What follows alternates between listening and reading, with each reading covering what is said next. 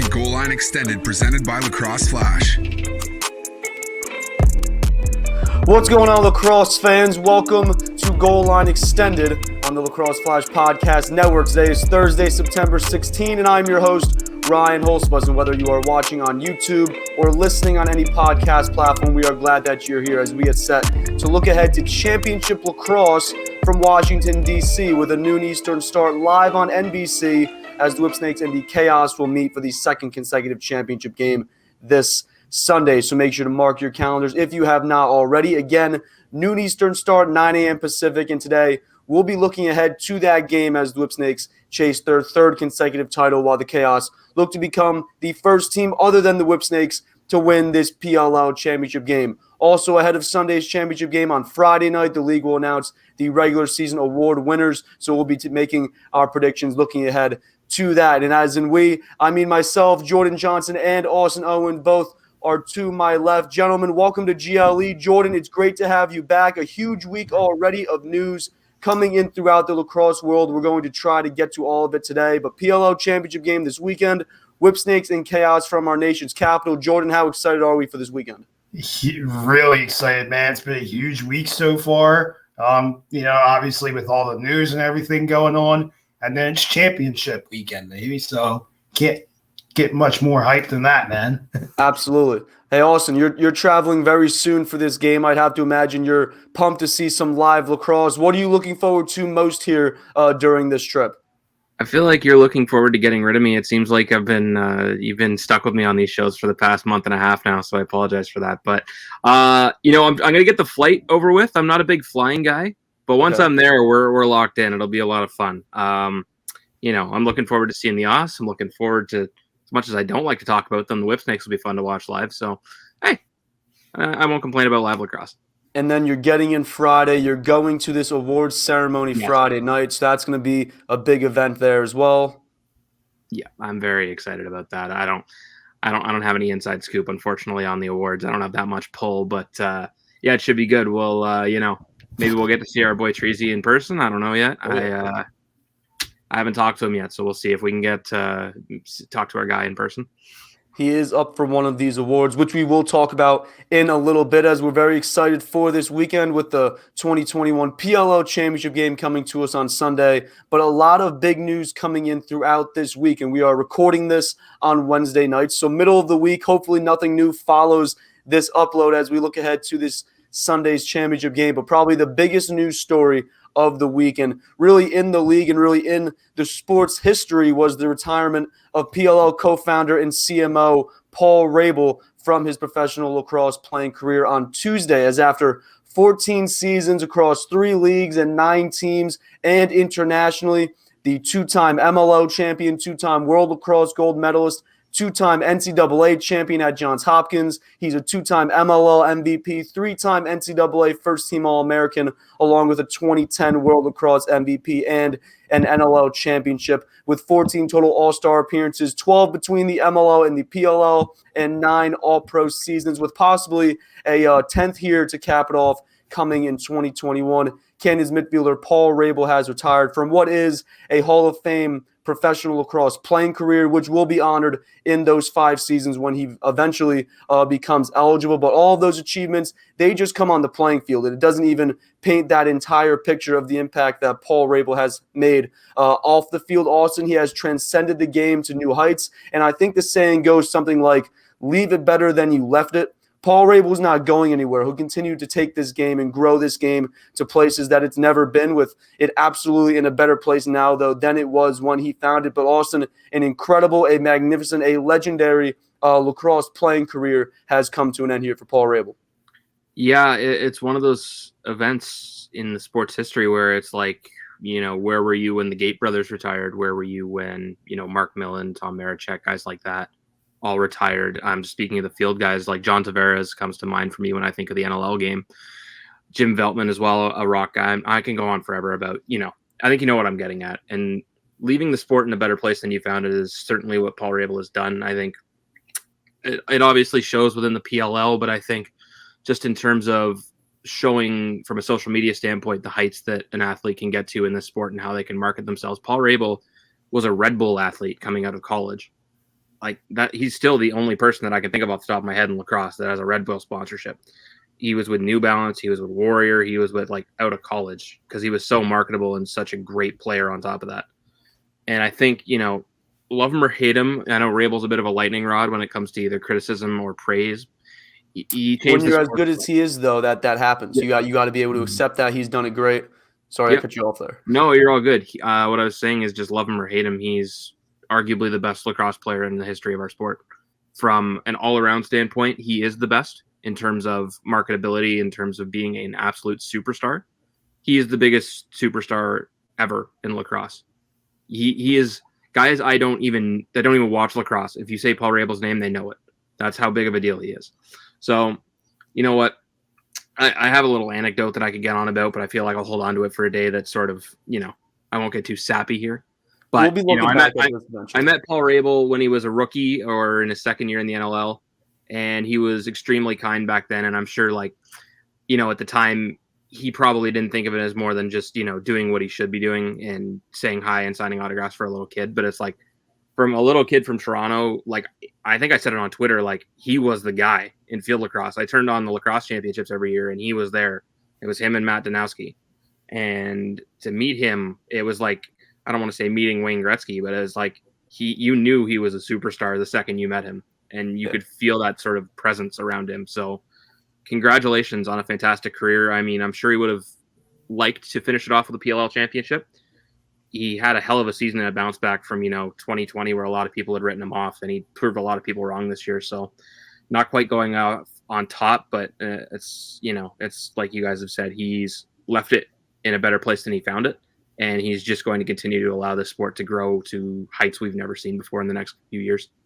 I look at this as just the start. Like his playing career, he's done all this great stuff. That's just the start. And then even for me, I kind of grew up as more of a baseball, more soccer. When I made that transition to lacrosse, first person you find is Paul Rabil. The first kind of instructional kind of videos, because that's what he was making at the time, was Paul Rabil and kind of him going through his pro lacrosse playing career. But it's going to be different watching this game and not seeing him out on the field, out there making plays, flashing all over the field. But he'll continue in that role as CMO, continuing to build the league as co-founder, and we're expecting even bigger things ahead, as me and Austin just said. And as I'd imagine, we see a Hall of Fame post-playing career coming in this next chapter for Paul Rabil. And Jordan, I'm a huge fan of this new initiative that he will be starting in this next calendar year, as Goals for Greatness will look to resource lacrosse goals in communities throughout the country, and starting in 2023 going internationally. And as someone who had this same problem, I grew up in a town that was huge soccer, big basketball, huge baseball town. There's 6 baseball fields at the one big field complex in my town, big batting cages. They'd have soccer goals out there during the summer and then, throughout the fall, but 0 lacrosse goals, not one lacrosse goal. I had to get one of those set up foldable ones so that I could start taking shots when I got into high school and stuff. So for towns like mine and then other communities that don't have lacrosse goals, this is a phenomenal initiative, especially when this goes internationally, trying to grow the game beyond our borders, beyond our North American borders, hopefully making the game, as Paul said, more recognizable and accessible for those that don't have these resources or the funding for the resources needed to play. So, Jordan, just a great initiative all around. Very excited to see where this can go. Yeah, 1,000%. You hit it on the head. I mean, this initiative is one of many he's done, right? And I think that speaks to Paul's personality, and in the sense that nobody's too big for him, nobody's too little for him. You guys have had your own anecdotes about him. I remember when I first got into this industry, he was one of the first reasons I started, one of the first highlights I started watching, one of the first players I got to cover, whatnot. And even just, I got a text from him a couple of years ago. There's just keep your head moving, keep it going. Just the little things that mean like that. I consider myself a nobody, and for him just to take a couple seconds out of his day just to do that, it speaks to the kind of person he is. And you even look at him socially, I'm just going to keep it real with you guys. He's a rich white man in what's considered a predominantly white sport. All of the things that he's done socially, he didn't have to do, right? He could have stayed status quo, made his money, and he would have been fine, and nobody would have turned a second eye. He put a lot on the line, not only to start the PLL, but to help. I've heard stories of him going out and helping guys get jobs full time so that they can focus on lacrosse, and the things that he's done socially within his own foundation to help kids with learning disabilities, right? Even the stands that he's taken politically, socially, and whatnot. He's put sponsorship dollars on the line for these. He's put a lot of his fan base on the line. And I don't think people realize that too, is, especially in this era where everybody has an opinion on a social issue, I don't think people realize how much these bigger names put on the line. And Paul, being in his position, he took on a big risk, with a lot that he's done. And you have to commend him for that. I see people going up and down the timeline and on Twitter, Instagram, comments like Paul this, Paul that, whatever. When you look at the broad sport of the game, he changed it, right? That's the understatement. But he set the sport up for long-term success and probably accelerated it, in my opinion, that it was going. Because, to even take outside of starting the PLL and whatnot, we know what that's done. We know what that's going to do. You guys mentioned it, him being a Red Bull athlete, him getting the sponsorship dollars, him being able to put himself on a camera in front of people to showcase the growth of social media and how you can use it to market yourself. And like I said, he hasn't just done this for himself. You see it with other guys. He's mentored other players and allowed them to build their own brands and taking them under his wing and whatnot. Not only just using it for his own benefit, but for the greater good. And I tweeted about it the other day. Paul, just to kind of finish this off, Paul Rabil is the walking definition of what it means to be more than an athlete. And that's what I love about him the most. That's what I'll remember him for as a player. And now moving on in this transition as a full-time executive, is that he's always been more than an athlete. Absolutely, and we're definitely expecting him to continue to just grow this game to new heights that we haven't seen this game get to ever before. And obviously, that's great for our sport, great for what we're trying to do and covering the sport. And obviously, that just continues to expand and grow. We'll have much more on the retirement of one of the greatest lacrosse players to ever play the game, and absolutely the biggest face the sport has ever had and might ever have in Paul Rabil, either at the end of next week or the beginning of the week after. Following this weekend's game, we'll have a big season wrap-up show. We'll talk the retirement of Rabil, the great Kyle Harrison, also Joel White and John Galloway, as their impacts on the game also cannot be overlooked. And along with Nick Acello, who also retired ahead of the season, we're expecting their impacts on the sport to continue and to grow the game for the better in the process. But Austin, Jordan, let's continue on with today's show. And before we get to Sunday's championship game, let's look ahead to Friday night, as the league will host its end-of-season awards ceremony, and the 2021 PLL Award winners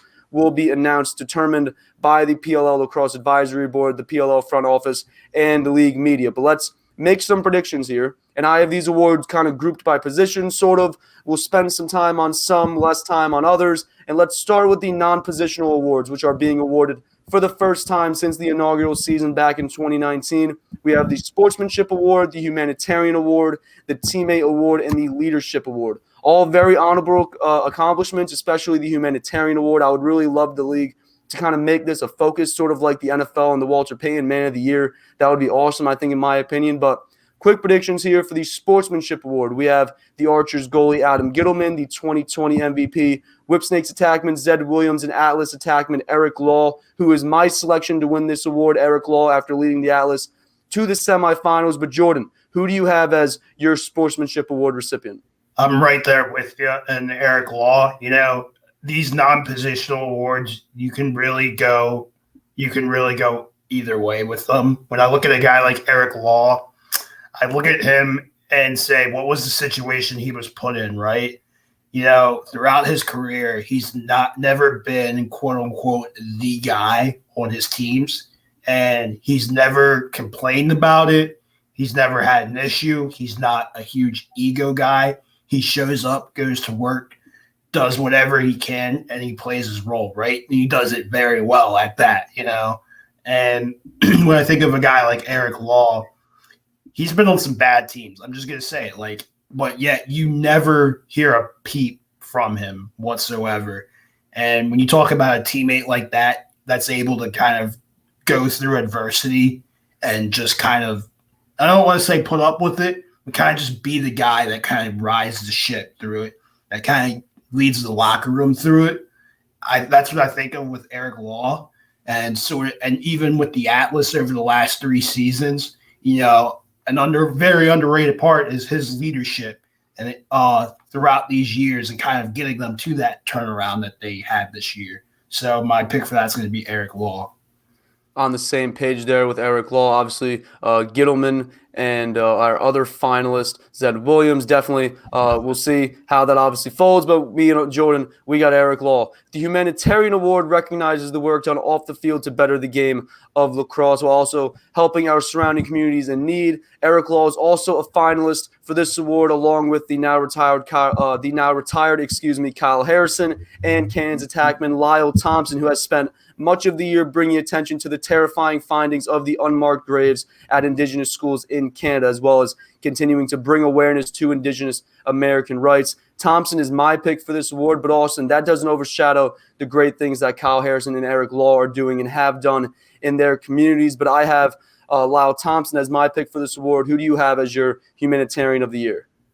I think that you have it right, Ryan, and your reasoning is absolutely why Lyle Thompson should win it. And that's not to say, anything about Kyle Harrison, anything about Eric Law. I think Kyle Harrison's done a big thing as well with helping to be one of the founding members of the Black Lacrosse Alliance, and that's brought a lot of things. In talking to a number of Black athletes and Black lacrosse players this year, I talked to Miles Thompson, Dane Smith. I just recently talked to Latrell. They're all part of the PLA, and it's such a powerful group full of individuals that are really taking the sport in the direction it needs to go and having conversations that need to be had. And I don't want to, talk on this. I think we've been over this in past episodes. I'm a white man. I don't need to talk about the plight of people that are not white. That is not my place to do that. But he's doing an amazing thing. And the same thing goes for Lyle Thompson. I think I've spoken on this show about the tragedy that Indigenous communities have faced around North America, but specifically in Canada, with the unmarked graves. Sorry, I'm trying to think of how to even go about this in a way that's, fair to the people that are involved. The finding of unmarked graves and mass graves at residential schools is horrific. It's truly a black mark on Canada, and it had a lot of people sort of second guessing how much love they had for Canada in some circles, and it's certainly in my circle. I sort of look at my country a little bit differently now that this has sort of come about. And Lyle's done a great job, and he's always done a great job of speaking out, whether it was, the incident with his braid that happened in Philadelphia when the announcer said a thing that should never be said about him. He handled it with grace. He handled it with professionalism. He is the perfect professional when it comes to these sort of issues, and he brings so much clarity and perspective to these things with such ease and such professionalism. I love Lyle Thompson, and I'm going on for a while about this, but it's an issue that really shook a lot of people, and I think he's done a great job. The league's done a great job as well with the straps on the helmets, but I think Lyle wearing the ribbon in his braid as well has done a fantastic job of just bringing a little subtle awareness. People didn't pick up on it until a couple games in, but now people really know what it's about and talking about it on the broadcast. And that really brings, awareness to a lot of people, especially in the States that might not have known what happened here in Canada. So it's a long way of getting to a short answer of saying Lyle Thompson definitely deserves the Humanitarian Award. Respect to Kyle Harrison and Eric Law, but I think there's sort of one man that is above them at the moment when it comes to this award. As we saw last summer with the Black Lives Matter protests, it's all about bringing the conversations to the forefront. Lyle Thompson able to help do that here as we kind of went through a rough patch there in this summer when those unmarked graves started to be found throughout Canada. So definitely something that we wanted to bring attention to. We definitely want to continue to bring attention to it. And Lyle Thompson has done a great job doing that. The Teammate Award finalists were voted on by the players, as well as all of these award finalists were voted on. And this, as the title implies, recognizes the best teammate in the league. The finalists are Chaos defensive midfielder Mark Lassini, Redwoods goalie Jack Kelly, and Water Dogs midfielder Mikey Schlosser, friend of the show, and because of that, he's my selection for this teammate award. Pretty plain and simple. Austin, who is your teammate of the year? I'm a big Mikey Schlosser guy, so I'm going to go with him. I can't vote against that guy. He's a sweetheart. The final of our 4 notable non-positional awards is the Leadership Award, which has 3 notable names in Water Dogs defensive midfielder Steven DiNapoli, Chaos goalie Blaze Reardon, and Redwoods midfielder Kyle Harrison. And Jordan, I think it's safe to say that the now retired Harrison wins this award. Austin had some great things to say there for everything that he's doing with the Black Lacrosse Alliance. Obviously, we talk about Paul Rabil, bringing the sport to new heights. These guys, Josh Byrne, Miles Jones, guys that we've talked to in the past. You brought up a few names in Dane Smith, Kyle Harrison, the great things that they're doing to help transcend the sport and bring it to really just to new communities and new people, obviously, to get to play this great game. But for all the great things that he's done for this sport, both on and off the field, all the great things that he'll continue to do watching from the sidelines, I think it's safe to say Kyle Harrison has this award locked up. 1,000%. Just the little things that Kyle Harrison does within the locker room, right? He's sort of a manager of all people. He can deal with different types of personalities and bring them together. He's always the guy that's there to do the little things, right? And then you even take it outside the locker room. I've heard multiple guys talk about how, he's almost an assistant coach on the field, and he was like that for a lot of his career. And just his knowledge and lacrosse IQ of the game is unmatched. Then you take that off the field and everything that he's done. I don't have to go over it again. You guys have already done that and then some. He's always there for everybody, like Paul Rabil. Whether you're the richest guy in the world or you're the janitor, Kyle's there to support you no matter what. If he gets to know you, he's always going to be there. And even if you don't know him, he chooses the right things to do and say. And he doesn't just speak bullshit. Without putting it, for lack of a better word, he speaks with a purpose, and when Kyle speaks, everyone listens, right?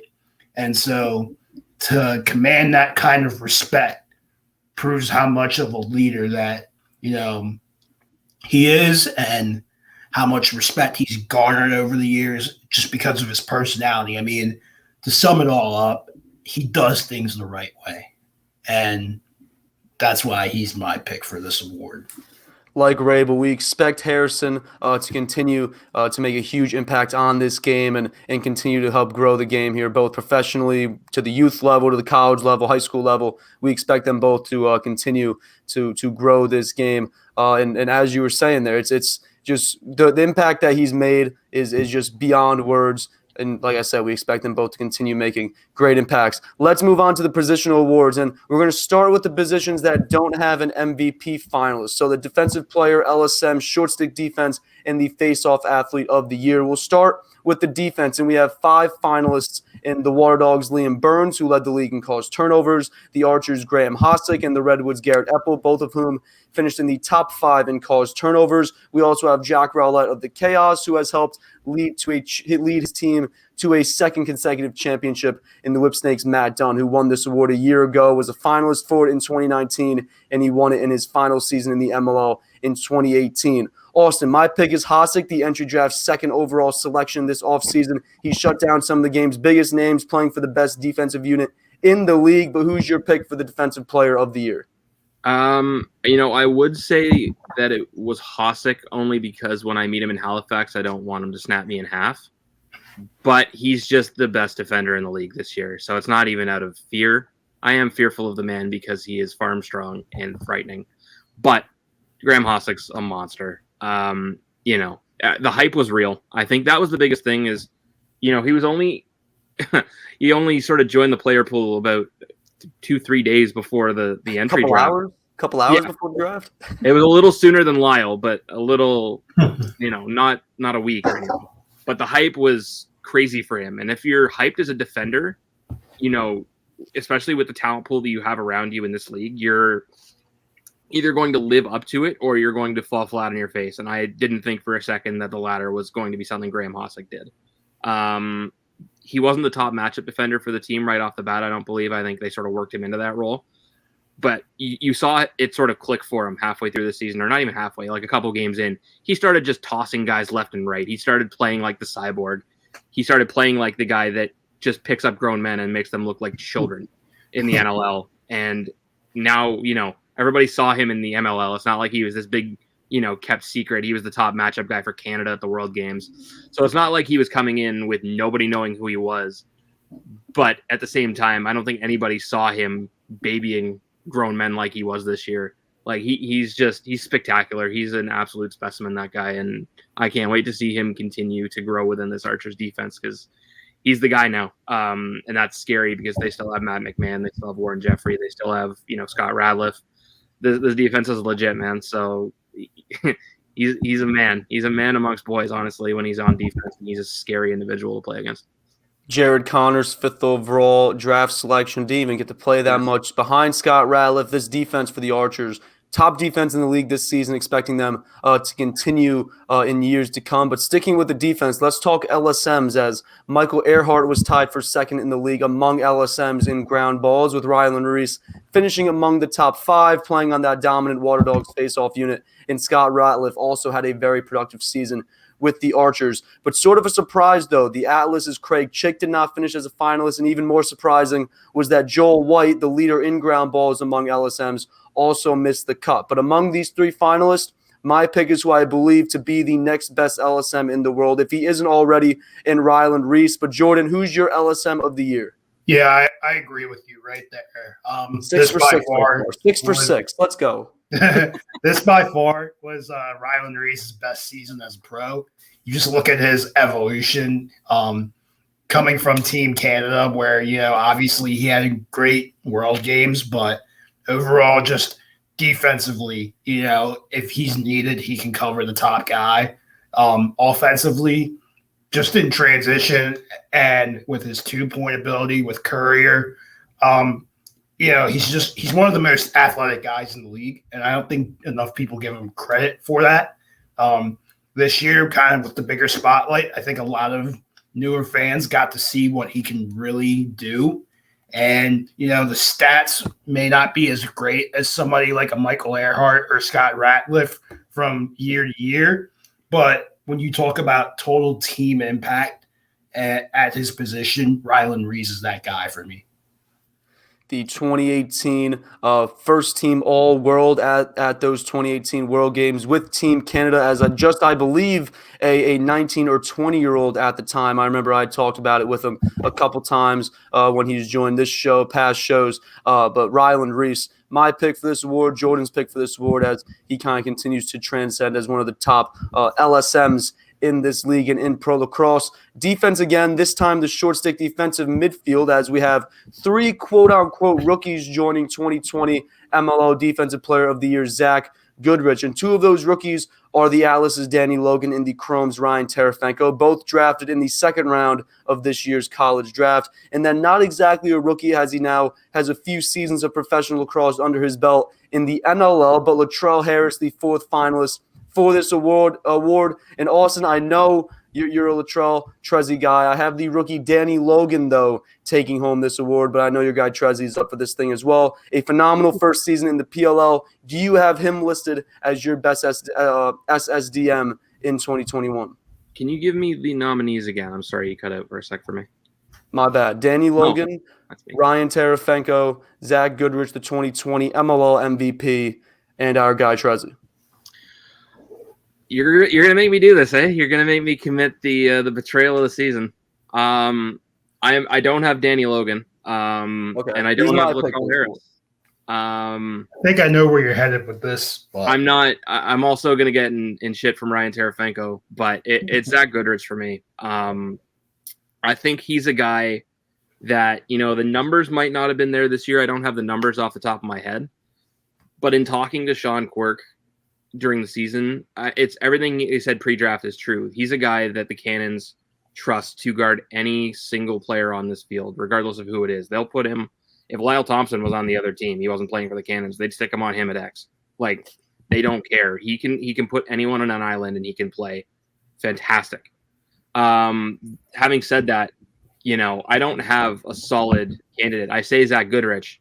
I could be very wrong. I don't know. Ryan Tarafanko had a fantastic season. Latrell had a fantastic season. He's my guy, but I think he comes in he's sort of a numbers game thing because you already had Dom and Moose there that he didn't quite get the exposure of a Tarafanko or a Logan or a Goodrich. And that's a good thing for the Archers, obviously, that your brand new short stick defensive midfielder is nominated for the best award for the position at the end of the year. And he was your third option for most of the year. I just think Zach Goodrich is a dominant force on defense, similar to Hostek. I think you can put him on anybody on the field and be confident that he can guard them. So from that sense, that's why he's my pick. But will I be surprised if any of the other three guys take it home? Not at all. It comes down to stats, I think, at the end of the day. And, I won't be upset if it's not Goodrich. I'll be very excited if it's Latrell, though. So, I'll be jumping up and down at the award show. This is one of the few awards where I could see going in a variety of different directions. We will see come Friday. Moving on, though, the rookie T.D. Erlin looked like he would run away with the face-off award early in the season, but the past two winners, Joe Nardella and Trevor Baptiste, kind of came roaring back. They made some serious claims in recent weeks and through the course of this postseason. My pick is Baptiste, the 2019 recipient of this award, who led the league in face-off winning percentage. But Jordan, who do you have as the best face-off athlete in the PLL here in 2021? I'm going to go against you and what it seems like is the narrative and what will probably happen. I'm going to say T.D. Erlin. Okay. Look, Trevor Baptiste has had a great season by far, and this is not coming as a disrespect to him whatsoever, but their stats are almost identical, right? And TD doesn't get hurt. I'm sure that his numbers are going to be higher, right? And you look at the Redwoods before TD, with TD, and then when TD gets hurt. Before TD, post Greg, they struggled at the face-off X, right? You get TD, they are one of the most dominant teams in the league. You guys, I'm seeing it. You guys know. Stocks going up. Stocks going up. And then you see when TD got hurt, although Drew Simino played okay, that was their Achilles heel in that playoff matchup. And so with that being said, with the numbers being so identical and with TD's impact, I want to give that nod to TD. And that's not to say that Trevor doesn't mean a lot to his team. Don't get me wrong. Trevor's a leader. He's what makes the Atlas go. But when I look at TD's impact on just really the success of the team as a whole, I would deem that greater than Trevor's, which is what gives him the edge in my eyes. Before we continue on, let's look at the Rookie of the Year real quick. Obviously, Jordan has T.D. Erlin as his face-off Athlete of the Year, but this was another award, the Rookie of the Year, that it seemed like T.D. was kind of going to run away with. But then all of a sudden, Jeff T kind of just showed up and joined the Atlas. The rest is history. But Stephen Rafis, fourth-round pick to the Cannons, is also in the mix. An argument could probably be made for Logan or Tarafanko or Jake Caraway to be in this conversation as a finalist. They are not, but Austin, this is Teet's award without much of a doubt, in my opinion. Yeah, I think we can move on to the next one. I don't think they're coming out, especially from the Canadian. I think you know what I'm going to answer here, but it's fantastic. If he doesn't win the MVP, then that's one thing. If he doesn't win the Rookie of the Year, then I don't know. We got MVP, Rookie of the Year, Attackment of the Year. We'll get to the latter two in a moment. But another award that we can probably say comes with very little debate is the Goalie of the Year, as Dylan Ward played some of the best lacrosse in the league in the final few weeks of the season. Adam Gittleman was also electrifying at times. He scored a few goals, but it was Blaze Reardon who has helped carry this Chaos team to the championship for a second straight season. All season he's played as the top, or at the top, I should say, of his game. An MVP finalist as well. Goalie of the Year kind of just seems like a layup here for him. But it's the midfielder of the year that I'm not too sure if we have a clear-cut winner, as we have Rabil, we have Tom Schreiber, who both put together fine seasons offensively. We talked about Rabil before. We also have Brian Costabile, who should probably be a finalist for years to come for this award. But for me, it's Zach Currier and Miles Jones, who I'm looking at as the two frontrunners. Currier's an MVP finalist. Jones is not, but a pretty good argument could probably be made to make him one, as he put together a 32-point season, the only midfielder to score over 30 points this season, and just one of 4 players to score at least 30 points. But I can't overlook everything that Zach Currier does, which is why he's my midfielder of the year. Jordan, what do you think about that? Yeah, I'm leaning right there with you. My thing is I'm just going to simplify this, right? Zach Currier can play better defense than Miles Jones. You look at what they do from the offensive standpoint, they both can be the dime man. They both can be that do-it-all midfielder, hit a dodge and score. They both can take over games. They're both just physically bigger than a lot of their matchups. And it doesn't matter if you pull them or put a shorty on them. They're going to find a way to win their matchup. And so I don't want to say that they're identical because their styles are so different. But when you look at just kind of for differentiating factors, Currier can take face-offs if you needed. Miles Jones doesn't. And Zach Currier just plays better defense than Miles Jones. Be frankly honest with you, it's not a knock on Miles Jones. His game is as an offensive midfielder, and it's kind of just that bulldozer type of guy. But when we're looking for differentiating factors in this award, that's what I'm going to choose, and that's why I'll give the slight edge to Zach Currier. I look at the versatility. I look at all the things that Zach Currier can do to help my team. Obviously, Miles Jones, a phenomenal offensive midfielder. Do not get that mixed up. But we're talking about obviously just the contribution, and plus two, the production out of Currier puts him kind of at the top here in this conversation for this award. But we will see come Friday. Our final position award is the Attackment of the Year, with a very large and very talented field. Rob Pennell and Lyle Thompson, I think, are on the outside looking in. Again, it's Lyle Thompson on the outside looking in, making this, in my opinion, though, a 3-man race between the Archers, Grand Amen, Atlas rookie Jeff Teat, and the 2020 MVP, Zed Williams. For Amen, he leads the league in points with 35 and in assists with 22 in just his second pro season out of Penn State, the former first overall pick. Zed Williams is tied for the league leading goals with Lyle Thompson with 22. But what I think separates the two is Zed's astounding 18 goals plus a 2-pointer in his past 4 games, including the playoffs, which we'll talk much more about in a moment. But the winner of this award, in my opinion, we talked about it with the Rookie of the Year, is Jeff Teat in my eyes. I think he's everything and some to be deserving of this award. Austin, do you see it any differently? I think it's going to come down to Teat and Amen.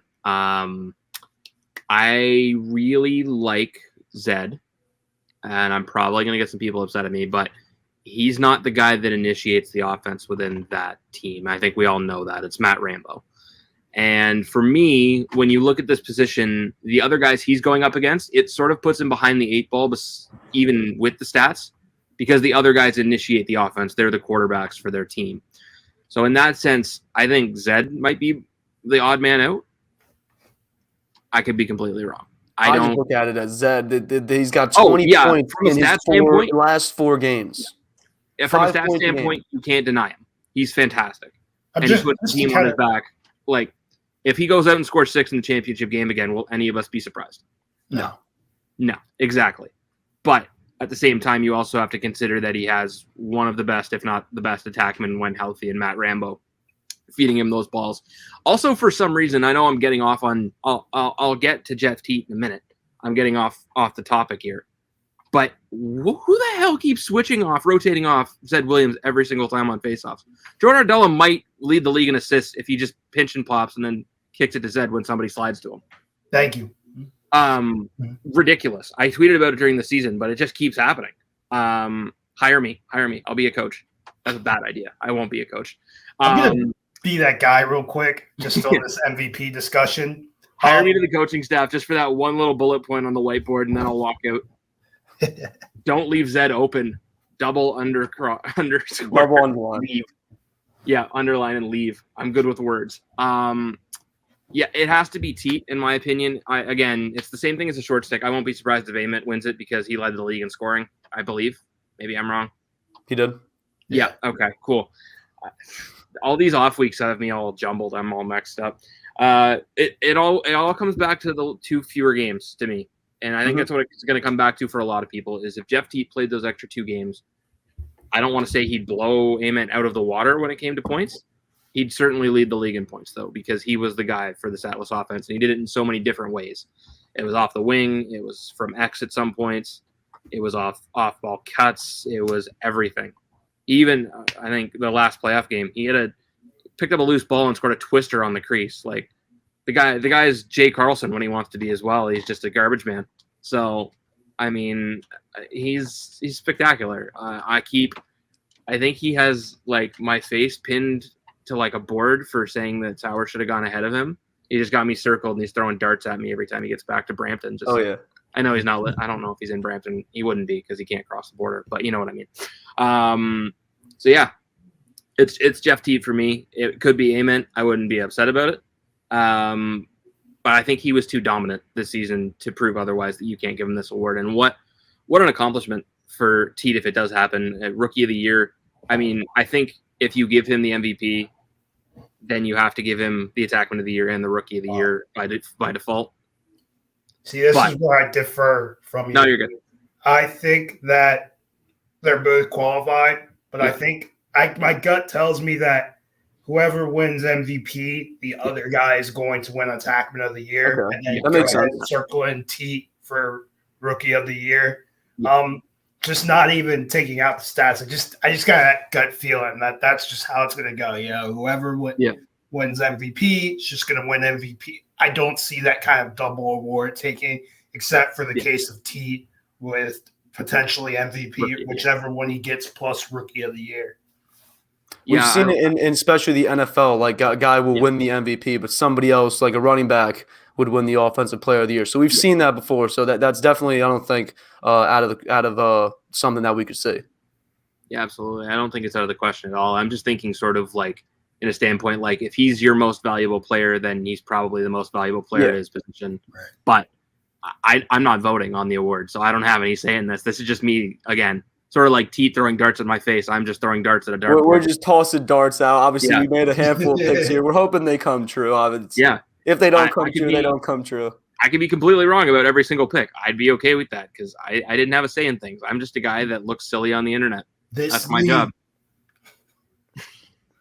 The Attackment of the Year obviously sets up this MVP discussion as we just kind of had because we have 3 Attackmen in this MVP pool. Ament, the league leader in points and assists, who Austin did have as his MVP there kind of in the middle of the season. T is the league leader in average points per game, as we were just talking about there before. And Thompson, who finished the season tied for the league lead in goals with 22.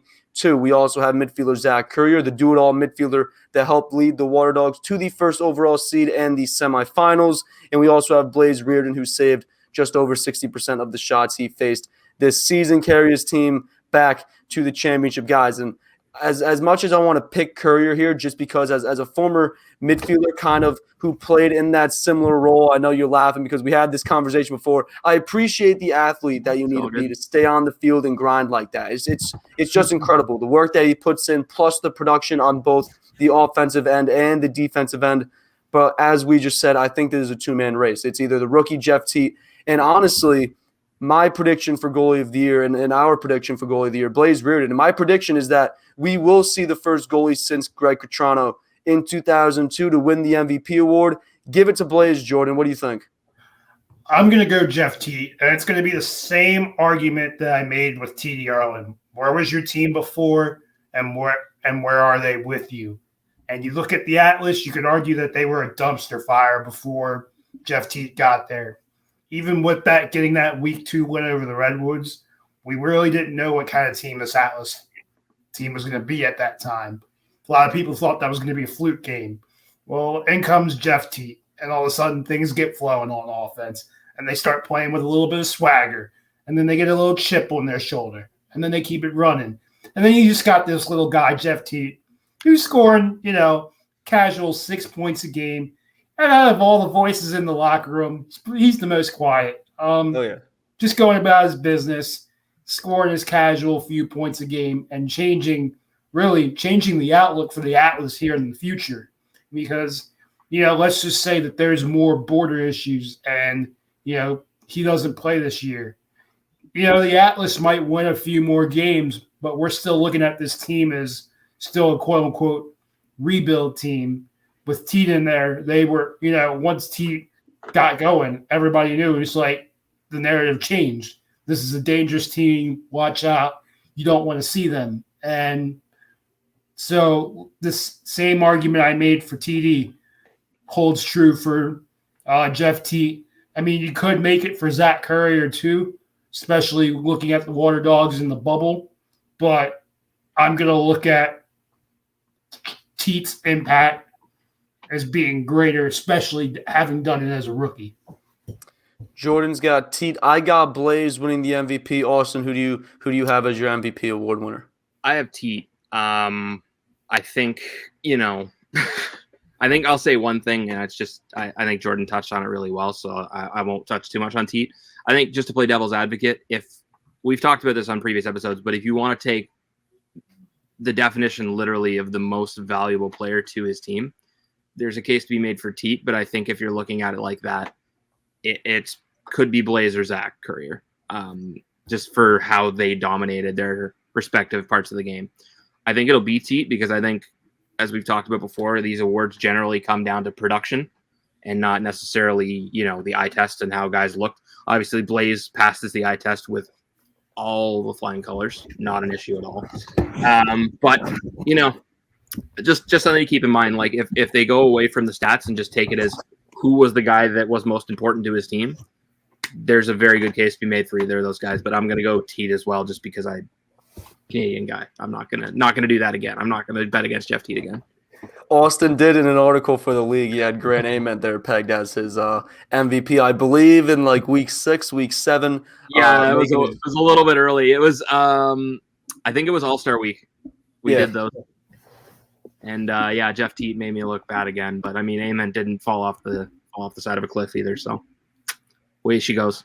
Austin and Jordan got Jeff Teat. I have Blaze Reardon. We will see come Friday who wins these awards. The MVP, obviously, one that we are highlighting. And before we get to this championship matchup, to wrap things up, we got the Coach of the Year, and we have two great candidates in Water Dogs head coach Andy Copeland and Atlas head coach Ben Rubier. The case for Rubier, he began a massive overhaul back in February and continued it throughout the spring, trading away names like Paul Rabil, Rob Pennell, and Ryan Brown. He cleaned house and brought in an almost overturned roster headlined by youth, especially Jeff Teat, guys like Danny Logan, Dox Aiken, Jake Caraway. That went on to clinch the number 2 overall seed going into the playoffs and get all the way to the semifinals. For Copeland, it was also a busy offseason as he acquired Ryan Brown, Dylan Ward, and Eli Gobrecht through trades. He rebuilt his defense in the entry draft, and he also added a couple stud offensive pieces, including second overall pick Mike Sowers, who didn't play much this season, but those pieces all helped put his team at the top of the league heading into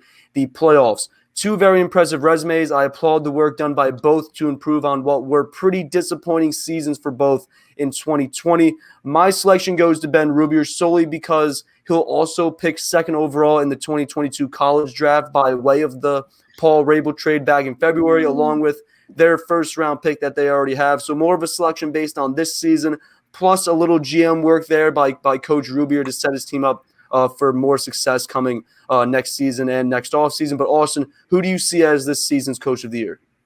It's got to be Rubier or Copeland, right? Like it's got to be one of those two. Their teams were too good to go against them. But yeah, it's hard to bet against a team that made it to the Final Four and is also picking top 3 in the draft the next year.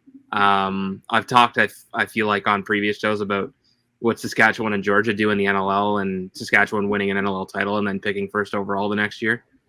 It's like that. It's just that success as well as that asset management is really impressive from a coach in this sense, who also does, the dual GM role in Ben Rubier. The moves he made, picking up Jake Caraway, getting Dox Aiken, those guys in the draft, it turned their team around overnight. And Michael Rexroad was a fantastic pickup, getting JD Colarusso to back up. Everything he's done has worked. And maybe it's a circumstance of, you don't quite know how these moves are going to pan out. You have an idea with these guys. Maybe everything fell in his favor. Who knows? But he put himself and his team in the position to succeed, which is why he deserves this award. He went out and traded there in the offseason, what I thought was really just smart maneuvering there by Coach Rubier.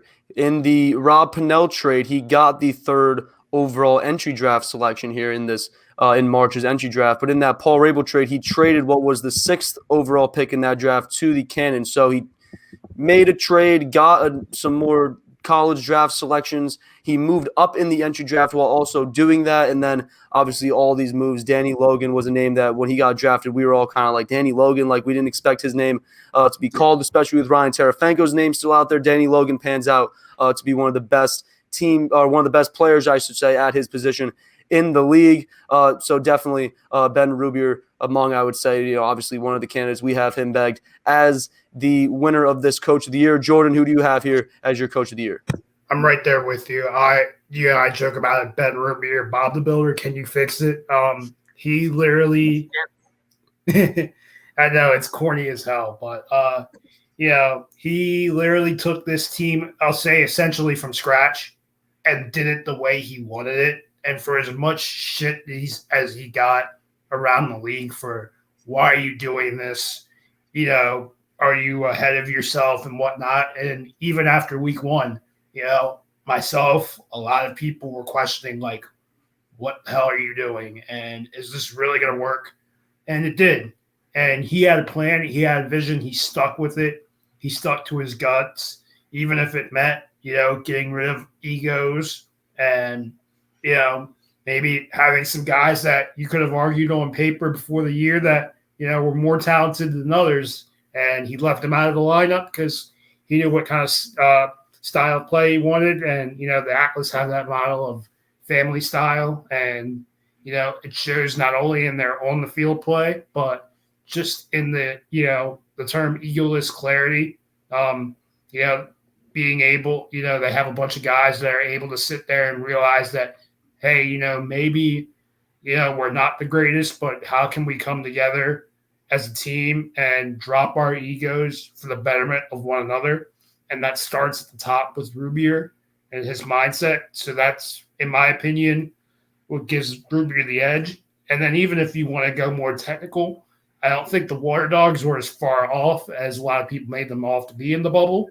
So that, with that being said, not that it was less work per se, but the talent was there for Andy Copeland as opposed to kind of Rubier choosing to go the route of clean house. Copeland had a lot of these same veterans. It was just a matter of putting the right pieces with them, getting them to mesh, as opposed to sort of the job that Rubier had to do.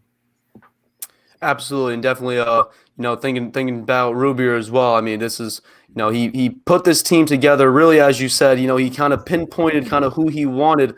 He lost a defensive coordinator over the offseason because of those selections, some of those selections that he made through the beginning of the offseason, some of those trades that he was making through the beginning of the offseason. So even battling through adversity there through the start of really this 2021 season, Ben Rubier gets all of our votes for this Coach of the Year award, and we will see obviously on Friday night how that all unfolds. So make sure to be paying attention to the league's social media come Friday night. Also, the Lacrosse Flash Twitter will be talking all about the awards as they get announced, and hopefully info on somewhere to watch, hopefully some sort of stream so that we can watch from home as the league awards and recognizes the best players of the 2021 season. But let's talk about this championship game again, scheduled for this Sunday at noon Eastern, 9 a.m. Pacific, as the Whipsnakes and Chaos will meet in Washington, D.C. with a title on the line, as the Whipsnakes, led by head coach Jim Stagnita, seek their 3rd consecutive title, trying to remain as the only team to win a PLL championship in the league's first 3 seasons. And the Chaos, led by head coach Andy Towers, who was kind enough to join us a few weeks ago ahead of his team's semifinal game. They look to join the Whipsnakes as the 2nd team to win a title and avenge that 2020 championship game loss in the 2020 championship series to these Whipsnakes. And just a little by the numbers here before we get going, the Whipsnakes come in as 1.5 favorites, which they've covered in their previous 4 meetings with the Chaos. The over-under is set at 23.5 half points. And ahead of the 21 playoffs, all the points were stacked against both of these teams, as the league fan vote on the league website saw only 10% of fans picking the Whipsnakes to win the title and just 3.2% picking the Chaos, which kind of made sense mathematically, as just over 30% of fans picked the Archers, which was the most of any team. And the Archers played the Chaos in the first round. So right there, that's 31.6% of brackets that had the Chaos eliminated there right from the start. So kind of mathematically making sense. The second most picked team was the Water Dogs at 18.2%, and the Whipsnakes had to beat them to get to the semifinals and to the championship. But both teams have gone here, Austin, really against a lot of odds. Even though the Whipsnakes were being pegged by the odds makers as favorites coming in, the Chaos not so much. But both teams defying odds here to get to this championship game.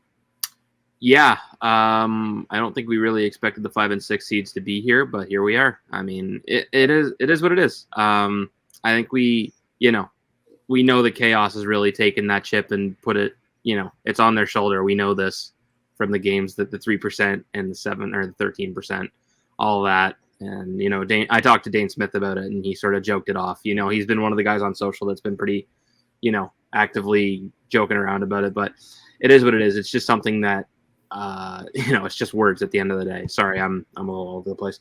I think when it comes to this game, I'll try and keep it short because I feel like I've probably talked your ear off about this matchup for too long, Ryan. Chaos remembers what happened last year, and they're definitely taking that and using it as fuel for this championship. From what I've heard from Andy Towers and Dane as well, you don't want to focus on what went wrong last year, but you also can't ignore it. It was a 9-0 fourth quarter for the Whipsnakes, and they went on to win that game. You can't just say, "Oh, we're going to move on from that." No, you got buried in that fourth quarter. All due respect to the Chaos, but 9-0 quarter is a rough way to go out in a championship game. So they're going to be mad. They're going to be fired up. They have the guys to do it. I think that team last year pales in comparison to this team this year. They have Johnny Surdick back on defense. Jack Rowlett looks fantastic. Troy Ray's been really good. Blaze has been Blaze. I don't even need to talk about him. Max Adler stepped up, which has been fantastic. That's been the biggest thing for them in this whole run, is Max Adler stepping up and being what Andy Towers thought he was going to be when he got him in the entry draft. And then the offense is just the offense. I mean, it's the two-man games. It's the picking pickers. That's really weird saying. I don't love it. It sounds really weird to come off the tongue, but picking pickers is a very Canadian thing, in that 2-man and 3-man game that they run is fantastic. The trips and twins set, I know Joe Keegan broke it down on the PLL site. It suits their game. And you see Dane has 12 points in 2 games. You see Kyle Jackson step up. You see guys like Ryan Smith and Tanner Cook come through. Josh Burns been exactly the same. Everyone's firing at the right time, and that's what you need to be a good championship team. I'm not going to touch on the Whips. I say it every episode I'm on here. They are very good at lacrosse, and that's all I need to say. They are very good at lacrosse. Chaos, though, has the team, and they remember what happened last year. So I think it's going to be a very competitive game in, what the PLL is saying is going to be the most attended game in league history. The Whipsnakes do come into this game as the favorite as they look to get their 6th victory over the Chaos, as they have a 5-1 win-loss record coming in head-to-head. Most recently back in week 1 of this season, when the Whipsnakes jumped out to a big early lead, 10-1 at halftime, and they held on, took down the Chaos 13-7. Joe Nardella dominated, going 16 of 22 with a goal and an assist, but Blaze Reardon, in Blaze Reardon fashion, made 19 saves in a loss, turning away 61% of the shots that he faced. And as we all know, the championship game from a year ago, Zed Williams went off for 6 goals in a 9-goal fourth quarter. During the group play of the championship series, Zed scored another 4 goals, and Nardella dominated. And then looking even further, the 2019 quarterfinals, as the 2 seed, the Whipsnakes took down the Chaos, who were the 1 seed, 15-7. They got a free trip to the championship game, did the Whipsnakes, and as we all know, went on to beat the Redwoods. But over the last 2 seasons, in those 3 games, Zed Williams has done some disastrous things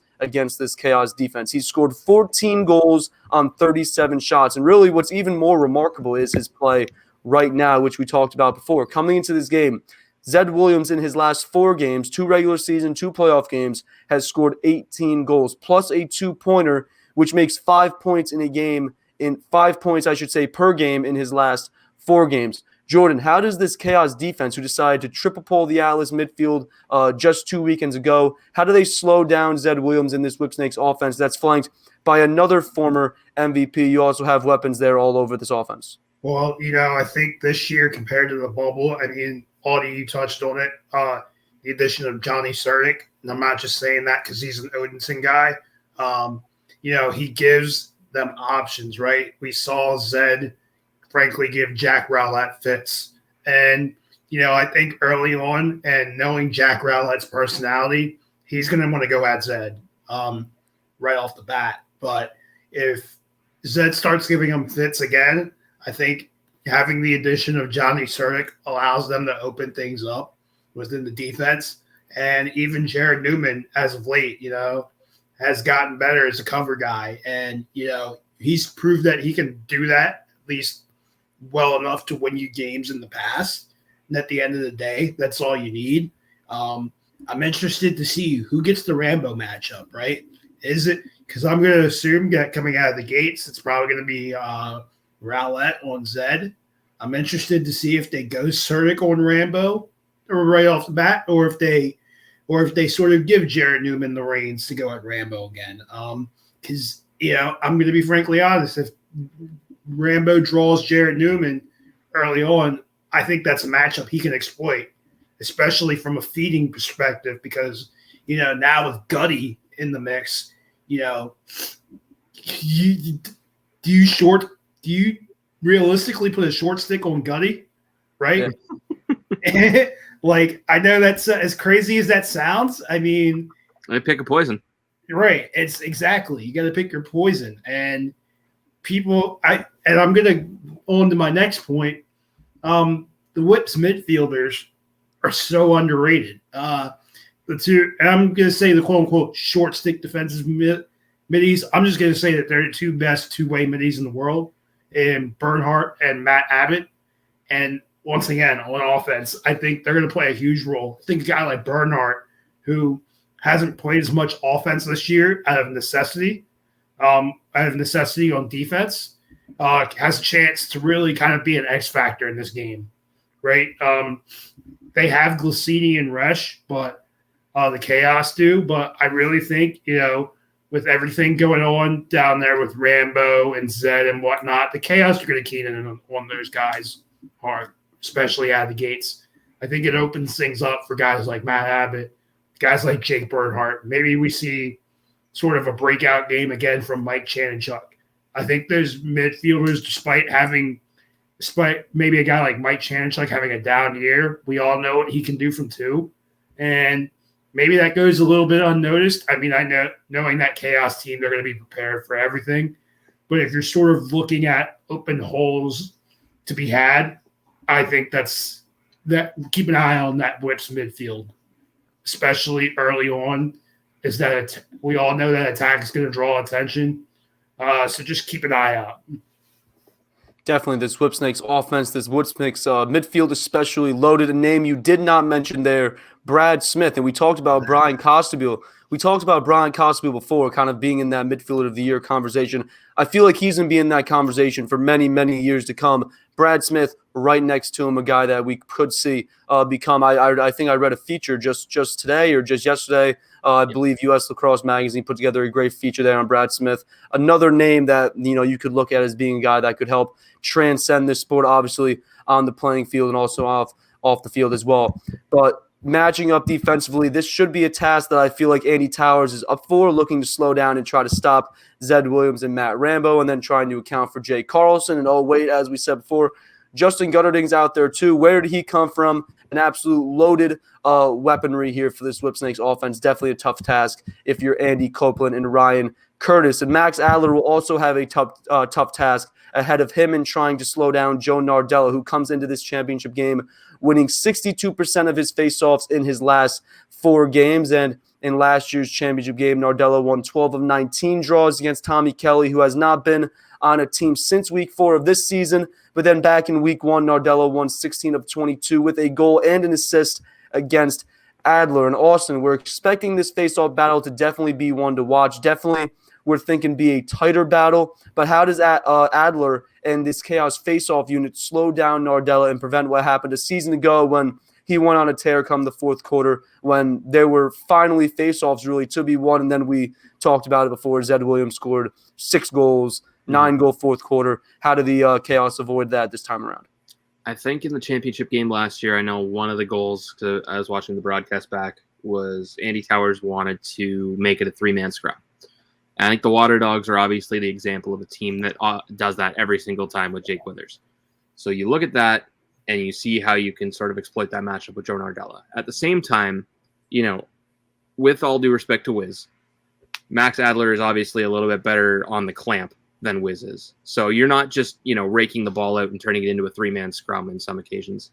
The good thing is Max Adler's really turned it on at the right time, and I talked about that with the team. This is a guy that's really turned it around, and we know how important face-off play is, especially in the field game. He's huge. This is a make-or-break matchup in this game. It's the difference between, a couple goals. The margin's going to be so slim in this game, I think. You're not going to see the Whips run away with it like they did at the end last year. It's going to come down to, they won't run away with it this year if Max Adler can stop Joe Nardella from being Joe Nardella. If that doesn't happen, it's probably going to be a field day for the Whipsnakes, because that's what happened last year with that 9-0 run. Chaos couldn't get the ball back, and they ended 9-0 to end the game and end the championship. If Adler can, cut that, I don't want to even say in half. If you can just take a couple extra possessions away, you don't want to put too much expectation to say you need to go out and be 65% against Joe Nardella. No. You want to aim for 50% is your sweet spot. Anything more than that, you're playing with house money at that point, because you're giving your team extra possessions against the Whipsnakes. So, in short, Adler, very important. Stopping Nardella, very important. That's going to be the matchup of the game. Blaze can stop as many balls as you want. What he can't do is stop every single shot if you're giving them extra possessions. And that's going to be the case whether, Chaos come home with their first championship, or we're talking about the Whips being 3-time champs a week from now. The Chaos have not beaten the Whipsnakes since 2019, the inaugural season. It came in their second of 3 matchups that season in Week 7, when the Chaos held on to a 13-12 win. It's been 4 straight losses against the Whipsnakes since then, and all by pretty wide margin. So we'll see if the Chaos can change that.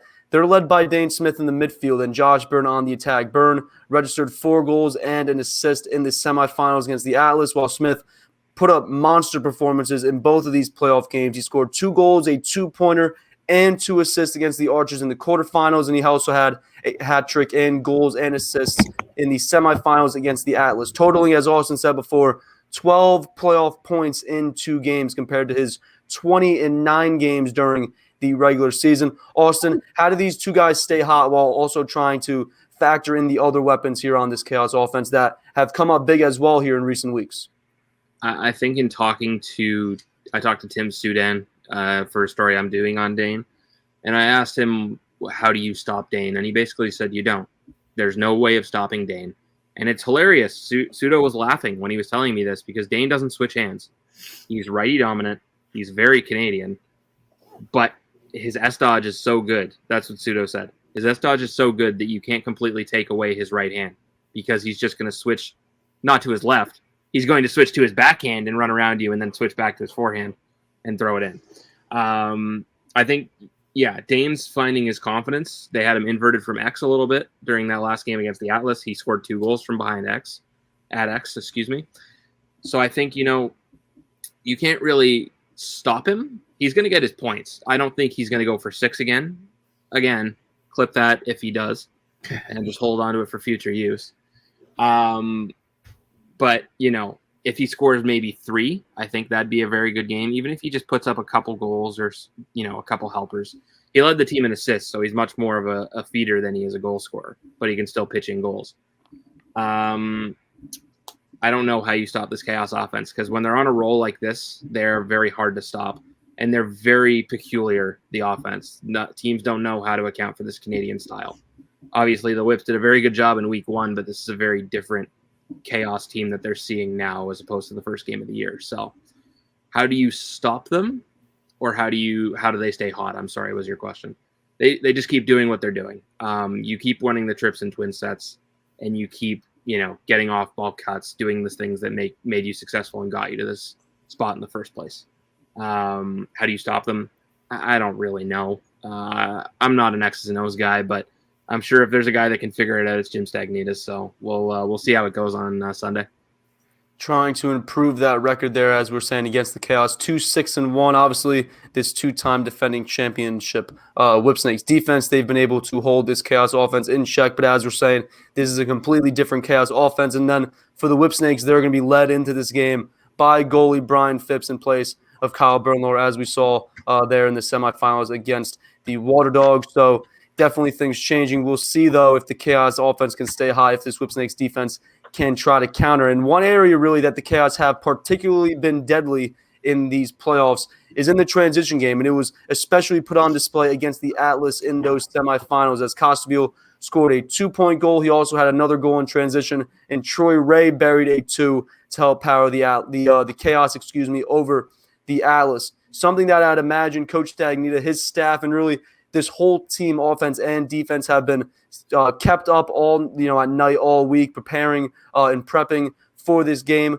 Jordan, how do the Whipsnakes counter this and try to eliminate the quick Chaos transition that we've seen here in the last couple weeks? Well, I think it starts with, we know the Whips have struggled both offensively and defensively transitionally.